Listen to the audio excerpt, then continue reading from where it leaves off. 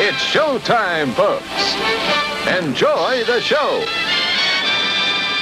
And good morning, everybody. Welcome to the Saturday Matinee. Hey there, Steve. Good morning.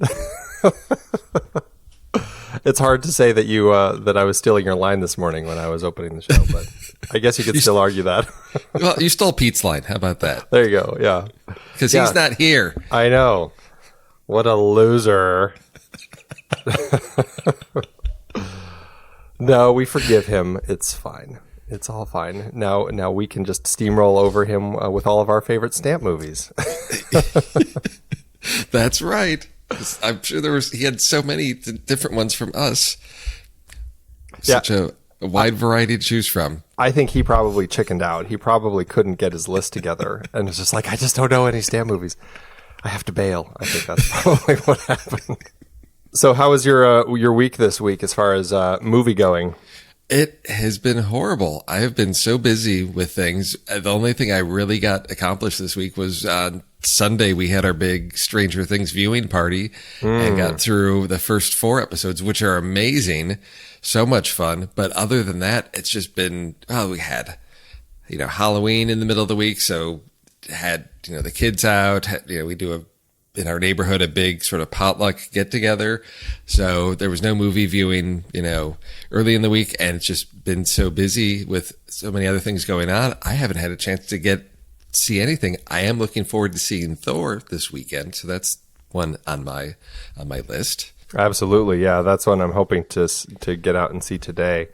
I've heard nothing but good things. It sounds like it's very fun. I know Pete enjoyed it quite a bit. He posted over in the Slack group that he pretty much thought it washed away any issues that there were with the first and second Thor movies. I think he said you could even just pretend they didn't even exist. Yeah, go with this one.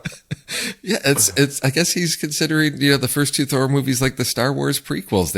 They were there, but there's no need to see them anymore. So that's so funny. I'm intrigued. I am not surprised because I think the director, from what I've seen, Taika Waititi, I've seen, Hunt for the Wilder People. JJ and I did that trailer rewind, and I did go back and I did see one of his earlier films, Boy, which is a really fun movie. He is able to handle, comedy, but still some heavy drama. So I'm, was not surprised to hear that, Thor is just a really enjoyable movie because he just, makes very entertaining things. And then his vampire thing, What We Do in the Shadows, was just hilarious. So I'm very much looking forward to see what he does with, the full arsenal of the Marvel studio and all that budget behind it and what he pulls off. Well, the trailers have always looked fantastic, and I know you don't watch them, but I think they just look great.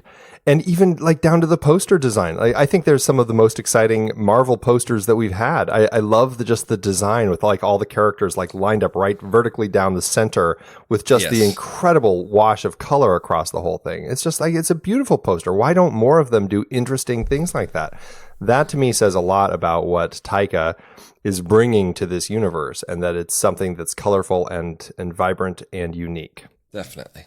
So cool. Well, my movie going week, I've certainly fell off the Blot Nelson zone, and it's just not been one of those weeks. I think I watched one movie all week pretty much, so it's been very slow. And it was catching up with my Ricardo Darín series. So, but yeah, it's been a slow week. I'm looking forward to getting back into it. I haven't even had a chance to get into Stranger Things. It's been terrible. The holiday season, it's going to get worse. There's going to be more and more great movies coming out, and I'm going to get further and further behind. I just exactly. Well, what are you going to do? I will say, going back to Thor, though, wow, that thing looks like it's going to just, stomp the box office, or I should say, hit the box office with its hammer. It's one of those Marvel movies, but it's just, I think looking at it, it says that it's delivered the 7th largest preview gross for a title in the Marvel Cinematic Universe. It brought in $14.5 million on its Thursday night opening, which I guess is just behind Spider-Man: Homecoming. And I'd say for a Thor movie is great. It's doing good for itself. So it's only behind Spider-Man: Homecoming, Iron Man 3, Guardians of the Galaxy 2, The Avengers, Captain America: Civil War, and Avengers: Age of Ultron. Beat out Guardians of the Galaxy. Interesting. And it's getting really great reviews. So we'll see how it ends up faring against the rest of the superhero clan. Yeah, I keep seeing this, best reviewed Marvel movie ever or something like that sort of, headline going around. So I thinking that this is going to, from what I hear, the reviews, just the positive response, I think this was one that's going to have a huge opening. And I think will just continue to grow because what I've heard about, sort of the production was the movie came in sort of with a really short runtime and then they went back in to add in more jokes. So I don't know. I'm thinking, looking at sort of the direction that Guardians of the Galaxy went, just having that lighter, fun side to it that Marvel does so well and knowing that they had a good film to start with and then to just add on to that. Right. Really looking forward to it. I'm curious. I think that, LBJ and A Bad Mom's Christmas are the other two movies that opened opposite this weekend. And it seems like the studios releasing those thought long and hard about, okay, is our movie something that could be a good, counter to Thor? And I don't think those are necessarily stealing the Thor audience. So they might have done a good job. I certainly have already heard from some women who have gone to see Bad Mom's Christmas who think that it's just hilarious. So I have a feeling it's good counter programming. Well, I think some of those moms would probably want to go see Chris Hemsworth too. So sure, absolutely. They may double dip this weekend. They may, absolutely. So should we do trailers? Yeah, we can do some trailers. All right. Do you want to go first or do you want me to go first? Oh, yeah, I have the red band rule. What am I saying? The red band. Stop being gracious. You just, you announced your trailer in Slack and said, red band rule in your face. Take that. What was I thinking? It's one to talk about. It absolutely is one to talk about. I had heard that this movie was coming out, but I had forgotten completely about it. It is I, Tonya, which is a biopic about Tonya Harding and her rise in the U.S. figure skating championships, only to lead to the downfall after taking out Nancy Kerrigan. And the trailer looks just bonkers. Like, I really knew nothing about Tonya Harding and her life. I don't know how accurate this particular story is, but wow, they paint such an interesting portrait of who this woman is that I was just totally invested. It got me so excited watching this trailer. Craig Gillespie is directing it, and he had done some films that, it surprises me kind of that he is doing this. I mean, he had done your favorite film, The Finest Hours. In fact, I'm sure... I'm sure I'd love to hear that line in the background of I, Tonya, just like she did. That's almost just terrible now that I say that. Break her legs, just like she did. Yeah. Well, I went and looked at the writer too, because the trailer has a really interesting tone to it, and it's written by Stephen Rogers. And looking at his credits, Hope Floats, the comedy, rom-com, I don't know, maybe more of a drama with Sandra Bullock from like this late 90s. Then we got Stepmom, the Julia Roberts, Susan Sarandon one, Kate and Leopold, P.S. I Love You. These hinge more on the drama, but what I'm getting out of the I, Tonya, it's maybe because it was the red band and there's just the vulgarity of, sort of the environment she's growing up in. It feels more comic, but I mean, there is a darker drama to this. So it's an interesting tone to this film that, it just seems very different from the writer and director. So I'm intrigued by what this trailer is presenting. Yeah, very much so. And just to confirm, the writer, Stephen Rogers, is not Captain America. I did actually confirm that just to make sure. But Margot Robbie plays Tonya Harding, and she just looks great. Like, this is the sort of role that an actress or an actor can get, and that just, it turns them into really kind of like somebody who's garnering those big mega roles, right? I mean, I wouldn't be surprised to see her name at the Oscars, at least just based on what I've seen in the trailer here. But I mean, she's in it with Bobby Cannavale, Sebastian Stan. We got Allison Janney just brilliantly playing her mother. Yes. I just cannot wait to watch the full performance, because what we get out of Allison Janney in this trailer is just awful, evil brilliance. I just loved it. So, yeah, this is just, it's an exciting film and, or it's an exciting trailer. And I can only imagine and only hope that the film is going to have as much energy as the trailer does. It just looks great. And it looks like it's going to be opening, December 8th here in the States. And then looks like the rest of the world's going to be slowly getting releases, January, February into March, but it doesn't have a lot of releases outside of the US yet, just Russia, Belgium, Spain, the UK, France, and Germany. So hopefully it will expand a little more beyond that. This is sort of the surprise, again, filling up the holiday season here of movies that look really entertaining and fun. And what really pulled me in with this trailer is how looks like they're structuring the film, because this isn't just sort of your straight biopic. It looks like she's narrating parts of it. It's sort of a film that's very self-aware of itself as a film, right. It seems. So that's interesting. I like that take on a story like this, because I think if you try and tell it straight, you're going to end up sort of in that melodrama zone, but this is going in the exact opposite of that direction. So sort of a unique structure and approach to telling this story. So I'm kind of a Wolf of Wall Street sort of vibe. Yes, just that same exactly. energy. Yeah, absolutely. Yeah, So. very much looking forward to this. Cool. Well, what's your trailer? So my trailer was tough to find. It's sort of digging through the weeds here, trying to find something new and interesting, because a lot of the films, the trailers have been out for a few weeks, so the bigger pieces. So I found sort of smaller film called Permanent, which is a comedy about, according to IMDb, a comedy about bad hair, adolescence, and socially awkward family members. It involves a life-altering permanent and poorly made toupee. So this is sort of right in my wheelhouse of family movies for teens or parents of teens, just dealing with that social awkwardness of growing up in a family that is just odd. This is starring Rainn Wilson as a dad with a horrible toupee, and then you've got Patricia Arquette as mom, and again, you've just got ridiculous parents, and Keira McLean as the daughter who decides, and this is set in the early 80s, to go get a permanent, and it is the worst permanent ever. And of course, there is nothing worse than being an adolescent and having something horribly atrocious happen to your appearance.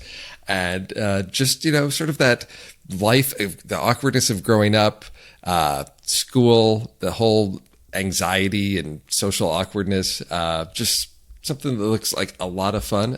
This is from Colette Burson, who has not directed anything major. She's more known for TV. She was the writer, producer, and director, created the HBO series Hung and the FX series The Riches. So sort of moving from TV to the big screen with this one. What I like about it is that it's PG-13, something I can take my kids to, maybe enjoy as a family, something we can all relate to in the awkwardness of growing up. What I love about the trailer and my sense of what the story is going to be is through this horrible permanent that this young girl gets, it almost becomes this finding herself sort of story about figuring out, finding her own power and her ability to kind of stand up for herself and be her own person and everything. And I love stories like that. It makes it exciting to see that, something like this bad physical appearance decision can turn into something for her that helps her find herself and find the friends that she should be hanging out with and just everything. I love that sense of the trailer here. And just the cast, I mean, you're right, Patricia Arquette and Rainn Wilson as the two parents. I mean, they just are hilarious and they're brilliantly cast. And that awful hair that Rainn Wilson has is just so funny. So I'm very excited for this one. It looks great. What's the scoop on its release? So right now, there's not a whole lot of information about release. It is, showed at the Austin Film Festival on October 27th. So I think right now it's just playing the festival circuit. So I'm interested to see what happens with wider distribution. It is got a couple other festivals coming up. Let's see, the Virginia Film Festival on November 11th for anybody out east there, looking for something to do on Veterans Day, might be able to check it out at the Virginia Film Festival. It has also played the Twin Cities Film Festival. That was back on October 28th. So nothing wider than that yet. So hoping to see this maybe get picked up in a small distribution so people get a chance to see it out in theaters. Fantastic. Well, I think it looks great, and definitely looking forward to checking this one out. So awesome. Well, I guess we should jump into our lists here, huh? Let's get listy. Let's get listy. So this was the rule was, as I have it, movies with stamps in them. Was yes. That as broad as it was? It was just movies with stamps. Well, I mean, I think we tried making it a little more broad, where ideally the stamp, it doesn't necessarily have to be part of the plot, but it should be something that at least is prominently pointed out at some point. So, it's not just a guy happens to drop a letter in the mailbox. Right. There must have been a stamp on it. Right. Exactly. Okay. For our listeners, our lists that we do here, we tie them into our shows. And this week's show was it was kicking off our Ricardo Darín series, the fantastic Argentinian actor, with his 2000 film, Nine Queens, in which it's about two con artists who are trying to they have these fake stamps, the nine, it's this queen stamp, and it's this sheet of 9 of them. And they are trying to pawn off these fake stamps to somebody. And it's a really great film, and that is what inspired our list. So why don't you kick us off, Steve? What's your first film involving stamps in some prominent-ish sort of way? Okay, so mine are in increasing order of the importance of the stamp to the story, I think. Maybe. Okay. I don't know. We'll see if that makes sense. Guess we'll find out. So my first one is 1940's The Shop Around the Corner, which is an American romantic comedy film, which is about two employees at a leather goods shop in Budapest who can't stand each other, but don't realize that they are secretly sort of pen pals with each other through these letters that they've been corresponding through. So if that story sounds familiar to you, yes, it is. I think the story was the inspiration for the You've Got Mail. However, here, because it's 1940, we don't have email. We've actually got physical letters being mailed back and forth. And this is starring Jimmy Stewart, Margaret Sullivan, and Frank Morgan.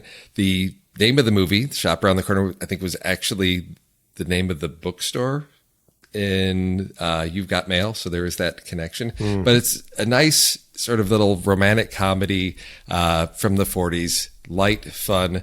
If you're looking for a nice classic movie, definitely recommend it. What I love about that film is it's light and funny, but it also there's some darkness in there. Like, some characters go through some hard times, and I found that so interesting in that film that it went to some of those places. I think there's a lot more to look into that film. It's definitely something to check out. And in my money, that's the one to watch more so than You've Got Mail. Yes. Even though I'm a Tom Hanks fan.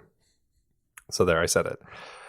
Okay, so my first pick, I have one of my top 5 favorite films, which is on my list. It definitely features stamps. I'm going to try to save it for last, and hopefully you won't steal it.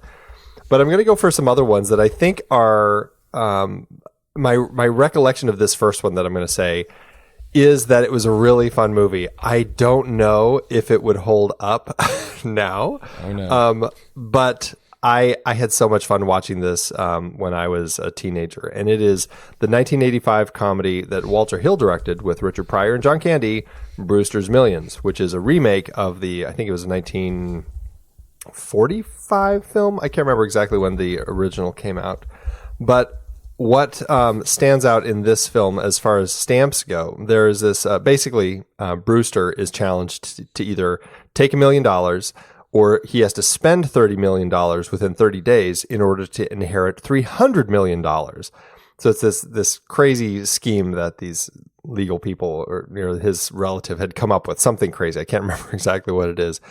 Well, and the money has to get spent. He can't invest it or buy things with it that last. And so he buys this rare stamp, and I'm going to blank on which one it is, but it's the one with the upside down plane. I know it has a name, but it's this really pricey stamp. And the people who are the lawyers who are watching him are cracking up because they're like, he finally screwed up. And then they get a letter, like a postcard from him in the mail, and it has that stamp on it. And it was just really kind of a funny little nod. But yeah, it might be a bad movie now, but I really enjoyed it at the time. It is Brewster's Millions. Yes, the name of the stamp is the Inverted Jenny.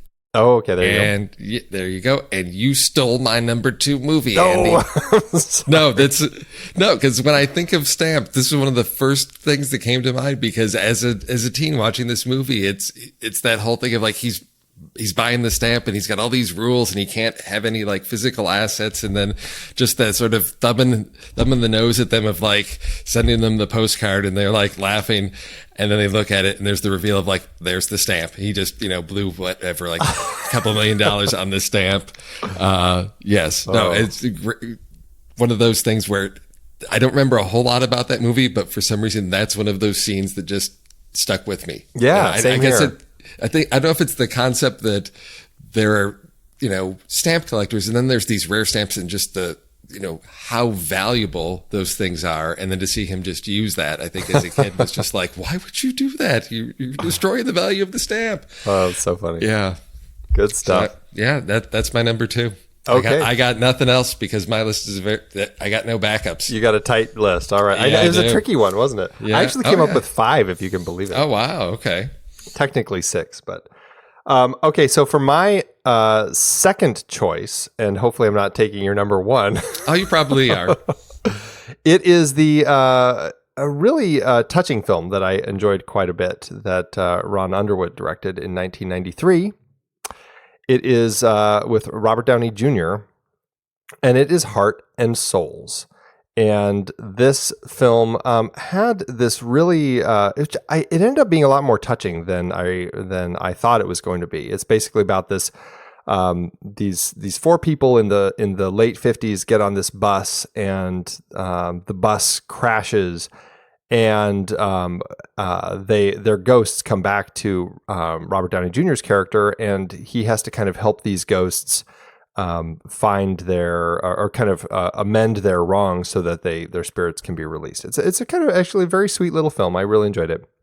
One of these people on the bus happens to be this small-time thief named Milo Peck. And Milo was played by, let's see if I can remember who played Milo. Tom Sizemore, actually. And he had was trying to find this collection of vintage stamps. He'd conned this kid out of these stamps, and the thing that he has to do in order to kind of amend his wrongs is he has to get these stamps back to him. And so Robert Downey Jr. has to help him do that, and then he is released. It's a touching little film. I actually enjoyed it quite a bit. Again, I haven't seen it probably since it came out in the early 90s, so maybe it doesn't hold up, but I really enjoyed it at the time. So that's my number 2. Never seen it. And I remember hearing about this movie when it came out, and, looking at the cast: Robert Downey Jr., Charles Grodin, Alfred Woodard, Kira Sedgwick, Tom Sizemore, David Paymer, Elizabeth Shue. I mean, all, recognizable names and faces. One of those ones where I don't know how well that's going to hold up, because I think just the way films are structured and stories are told has sort of transitioned over the past 25 years. So it might be one that I may, if it's available on streaming, check out, but it's probably worth it just to see. I'm actually curious to revisit this one. Maybe I will, and just then I can report to you and let you know if it's worth it going back to or not. Okay. Oh, there you go. Yeah. All right. Well, my number 1 is the Stamp movie, I think, and it's such a great film. One that I did not know about, that was a favorite from my wife's. When we were dating, she said, "You've got to see this movie. How can you be a film person and not see this movie?" It is just quirky, odd, funny. Audrey Hepburn, Gregory Peck in Stanley Donen's 1963 film Charade. Yep. Okay. I took your movie, didn't I? Yes, you did. Yes, you did. Oh my gosh. I love this movie so much because it's just in the 60s, they made these just like great, funny, ridiculous, not quite, I guess it's got some screwball elements to it, of, got to find the money. It's the big quest for the money. Audrey Hepburn's, husband is, has this money that's hidden, and his friends from the war are after it. And big spoiler here, the money is actually hidden in the value of these very, very rare stamps, which is where the stamps come in. But just a huge cast. You've got Walter Matthau, James Coburn, George Kennedy as well. And just a big, chase film about finding the money, and there's murder and double agents and who's really who. And it just handles it in a way that is so much fun. It is a blast. It is such a great film. It is one of my top 5 favorite films of all time. I really love that film. I did have on my list as an option if you took it to potentially go with the not quite as good remake that Jonathan Demme did, but I have a hard time going with that one because it wasn't one of my favorites. I'm torn between these last two that I want to go with, because one, my recollection of it is it wasn't that great of a movie, okay. But I found it interesting. I feel like I should not go with it because unfortunately my recollection of the stamp element of it is pretty thin. But what I am going to go with is, unfortunately, the stamps, they aren't a prominent part of the story, even though they are a nice little element of the story. And the movie is Fargo, and it is a brilliant film that has nothing to do with stamps, other than the fact that our protagonist, brilliantly played by, well, now I say that, I don't know why I'm all of a sudden blanking on her name, but Frances McDormand? Frances McDormand, thank you. Brilliantly playing Marge Gunderson. Her husband, played by John Carroll Lynch, a.k.a. the creepiest Zodiac out there.